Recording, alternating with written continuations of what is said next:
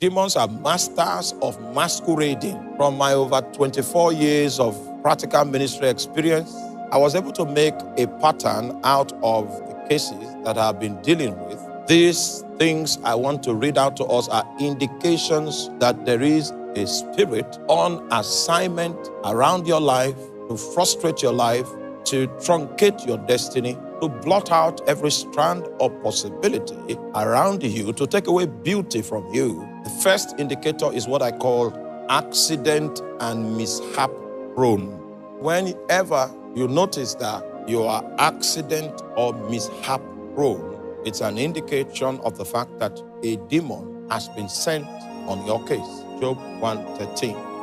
And there was a day when his sons and his daughters were eating and drinking wine in their eldest brother's house. And there came a messenger unto Job and said, the oxen were plowing and the asses were feeding beside them, and the Sabeans fell upon them and took them away. And yea, they have slain all the servants with the edge of the sword, and I only am escaped alone to tell thee. While he was yet speaking, there came also another and said, the fire of God is fallen from heaven and had burned up the sheep and the servants and consumed them, and I only am escaped alone to tell thee. While he was yet speaking, there came also another and said, the Chaldeans made out 3 bands and fell upon the camels and have carried them away. Yea, they slain the servants with the edge of the sword, and I only am escaped alone to tell thee. And while he was yet speaking, there came also another and said, thy sons and thy daughters. Now let me leave that 18 there. I want to explain something with 18. Accidents, mishap. When you begin to see such patterns, it is highly suggestive of the fact that there is a demon, an intelligent personality that has been deployed to destabilize your life and to set up roadblocks against your possible achievement, attainment, fulfillment, or success.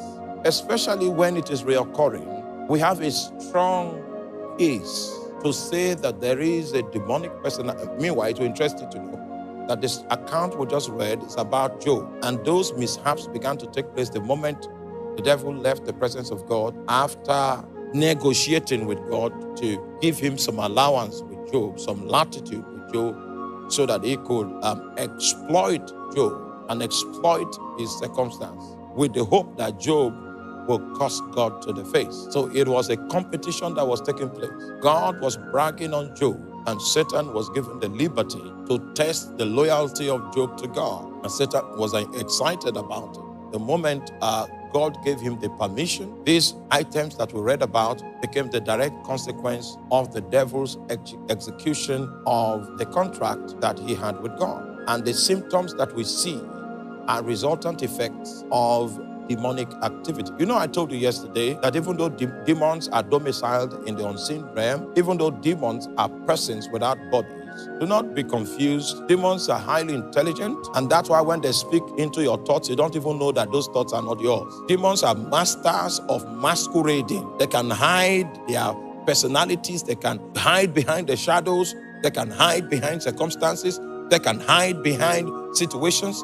And you will blame everything, you will blame everyone except them. So in terms of being able to hide their personalities, they are masters of the game. He said, while he was yet speaking, there came also another and said, thy sons and thy daughters were eating and drinking wine in their eldest brother's house, and behold, there came a great wind from the wilderness. So whenever you see this pattern of this accident-prone pattern and mishap-prone pattern, it is suggestive of the fact that there is an intelligent entity that has been contracted to do damage around your life. And just in case you used to dwell in peace and in safety, it is suggestive. The situation is suggestive that you need to rise up and fight. Second symptom that demons are on your case is what we call the near miracle syndrome. Near miracle syndrome. Person almost got married and then something now happened. The moment it happens twice and a pattern has been created, don't go to the psychiatrist. Don't attend a class in philosophy. Look for how to expel devils. You are already in the center of a situation of warfare. Near miracle syndrome. Or you see someone that is so graced, someone that is so full of potential, but translating the potential into something worthwhile is almost an impossibility. You hit a brick wall anytime you begin to make motions for advancement. It is very highly probable that a demonic entity has been smuggled into the equation. We were in the university, and there was this guy that my friend went and brought. He was now with us, squatting with us in the room and all of that. Then we came one day and saw that he had drank, those days, I don't know whether they still sell it. There's something they used to call shaving powder those days. Shaving powder. The guy had drank shaving powder to die. So when we came, we slapped him on the back and he vomited what he drank. And he was angry with us that we did not allow him die. So when he calmed down, he began to tell us his story. That this was not the first university he has attended. He attended so place. And while he was advancing towards the end of graduating, he had a crisis. Went somewhere again, continued, was making some progress, about to finish first semester, second semester. Then they now brought him to Benue State University, and he joined us. And then the same symptoms that he used to know, the wind that normally comes, that incapacitates him, that makes him unable to finish anything he starts, has started mounting, has started gathering. So he couldn't take it anymore. He decided that before we come back from lecture that day, he would just kill himself because there was no reason for him to live. We now began to interview him to know where the demons were coming from. And then it was not a secret to him. His father was a member of a secret cult. And his father wanted him to take his seat upon his death in the cult, because that's the way of the cult. To keep the cult alive, someone that is in your family must take your place, must bear your title, must carry your staff, must wear your ring, and must wear your robe. So it was time for him to be initiated so that he can be next in line to mount the father's throne. Oh man, I don't have time to tell you about his father. Then the guy said he's not going to inherit what the father was offering. The father brought 3 keys one day, 3 golden keys. It was by those 3 keys that he cursed that young man. So the guy is very intelligent. If he puts his hand to something, he can make so much creativity out of it. But you see, a wind begins to gather. When that atmosphere begins to form, it doesn't matter the height he has attained, he will not be able to accomplish it. And he felt so incapacitated in the face of that challenge that when he saw it forming the 3rd time, he just felt, okay, the best thing to do was for him to take his life. So there was no way, as intelligent as that guy was, there was no way he could achieve anything worthwhile because there was a resistance that was placed in his way.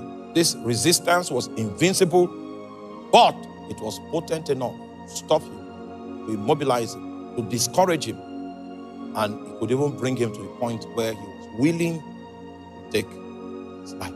It might be in the area of your career, it might be in the area of marriage. The first person comes, looks upon you and says, oh my God, what a beautiful damsel. Your open teeth is in alignment, and all kinds of good comments on your life. 2 weeks into the relationship, 3 weeks, it begins to go stale.